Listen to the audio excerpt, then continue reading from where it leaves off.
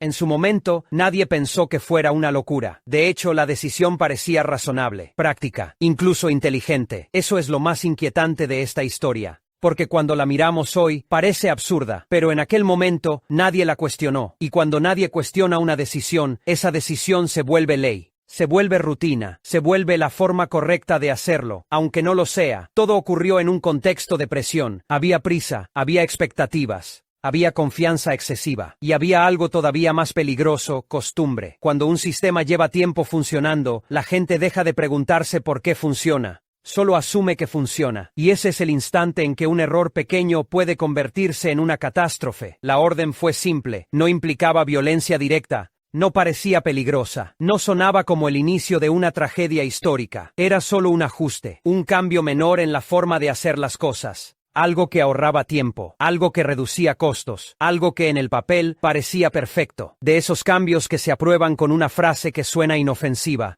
no pasa nada, siempre se ha hecho así, es solo por esta vez, y esa última frase es una trampa, porque solo por esta vez casi siempre significa para siempre. La decisión se ejecutó, y al principio funcionó, nada explotó, nada colapsó, nadie se enfermó de inmediato, no hubo una señal clara que dijera, acaban de cometer un error. Lo único que ocurrió fue algo mucho más engañoso. Todo siguió normal, y cada día de normalidad fue una confirmación falsa de que habían hecho lo correcto. Ese es uno de los mecanismos más peligrosos de la historia humana, confundir ausencia de consecuencias inmediatas con ausencia de peligro. Pero había un problema invisible. Uno que no se veía a simple vista, uno que no aparecía en reportes, uno que no activaba alarmas, todavía, una consecuencia que no explota, se acumula. Como una grieta microscópica en un puente gigantesco, como una pequeña fuga que nadie repara porque no es grave, como un error tan rutinario que deja de parecer error. Y aquí ocurre lo inevitable. La decisión absurda se repite, una vez, luego otra, luego se vuelve procedimiento. Las personas nuevas llegan y aprenden que así se hace.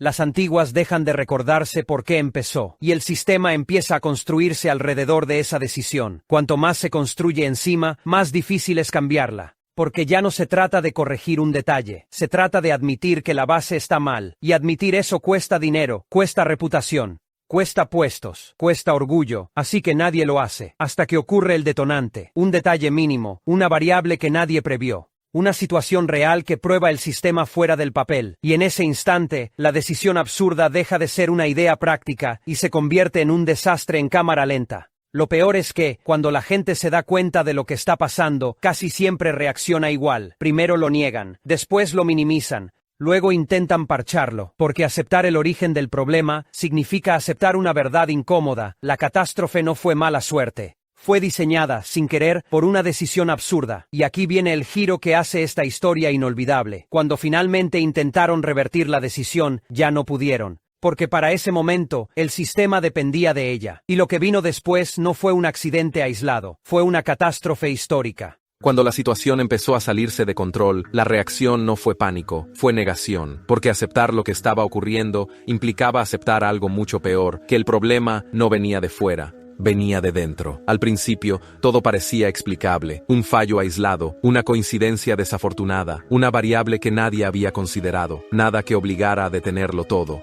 Y cuando algo puede explicarse sin cambiar nada, el cerebro elige esa explicación. Pero los efectos no desaparecieron, se repitieron, se intensificaron, empezaron a mostrar un patrón. Y los patrones son incómodos porque exigen una respuesta, no una excusa. Aquí ocurrió algo muy humano. En lugar de volver al origen y cuestionar la decisión absurda, se intentó protegerla. No porque fuera correcta, sino porque ya estaba integrada en el sistema. Cambiarla significaba admitir que se había construido todo sobre una base frágil. Así que se hizo lo habitual, ajustes temporales, medidas parciales, soluciones rápidas, parche sobre parche. Cada parche parecía funcionar por un tiempo. Y cada funciona por ahora, reforzaba la idea de que no hacía falta ir más profundo. Ese es uno de los grandes errores de las crisis reales, confundir contención con solución. Mientras tanto, el problema seguía creciendo, no de forma explosiva, de forma constante, como una bola de nieve que rueda lentamente cuesta abajo. Todavía era posible detenerla,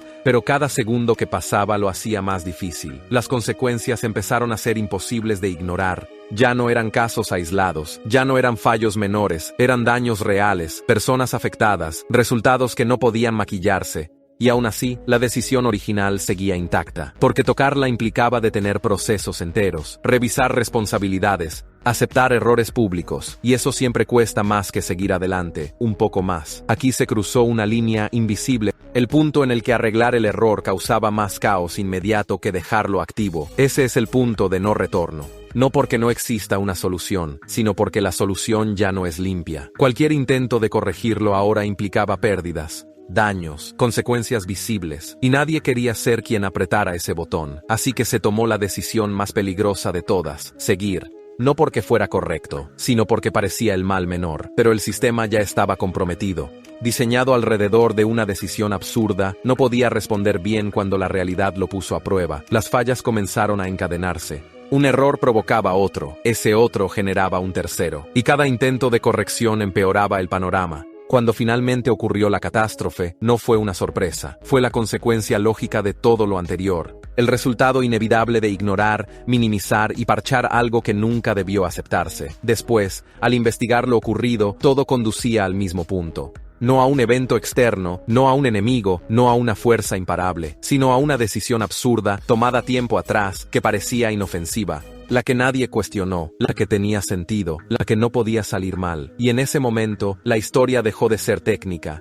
Se volvió humana, porque las consecuencias ya no eran procesos fallando, eran vidas afectadas. Después de la catástrofe, llegó el silencio. No ese silencio inmediato del impacto, sino el silencio incómodo que viene cuando ya no hay nada que discutir, porque el daño estaba hecho. Las consecuencias ya no eran teóricas, no eran proyecciones, no eran escenarios hipotéticos, eran reales. Personas afectadas de forma irreversible, vidas que no volverían a ser las mismas. Un antes y un después marcado en la historia, y todo estaba conectado a un momento específico en el pasado. El instante exacto en que alguien tomó una decisión absurda, convencido de que estaba haciendo lo correcto. Cuando comenzaron las investigaciones, muchos esperaban encontrar una causa externa, un sabotaje, un enemigo, un evento impredecible, pero no lo hubo. La verdad fue mucho más incómoda. El desastre no fue provocado por algo extraordinario, fue provocado por algo completamente ordinario, una decisión humana, tomada bajo presión, aceptada sin debate, normalizada con rapidez. Lo más duro no fue descubrir el error, fue descubrir que había sido evitable, que hubo momentos claros para detenerlo, advertencias sutiles que alguien pudo haber tomado en serio, señales que, vistas a tiempo, habrían cambiado todo, pero nadie lo hizo, no por maldad, no por incompetencia, sino porque el sistema recompensaba seguir adelante y castigaba detenerse a dudar. Con el tiempo, esta catástrofe se convirtió en un caso de estudio, no solo por lo que pasó, sino por cómo pasó. Se analizó la cadena de decisiones, se revisaron los protocolos, se reescribieron normas, pero nada de eso devolvió lo perdido, porque las correcciones siempre llegan después, y la historia no perdona los errores que se corrigen tarde. Aquí aparece la lección más incómoda de todas. Las decisiones absurdas no siempre parecen absurdas cuando se toman, a veces parecen la opción más lógica, la más práctica, la que tiene sentido en ese momento, y precisamente por eso son tan peligrosas. Esta historia no trata solo de un evento específico del pasado, trata de un patrón que se repite una y otra vez. Pequeñas decisiones, ajustes temporales, soluciones rápidas, que nadie cuestiona porque funcionan hasta que dejan de hacerlo.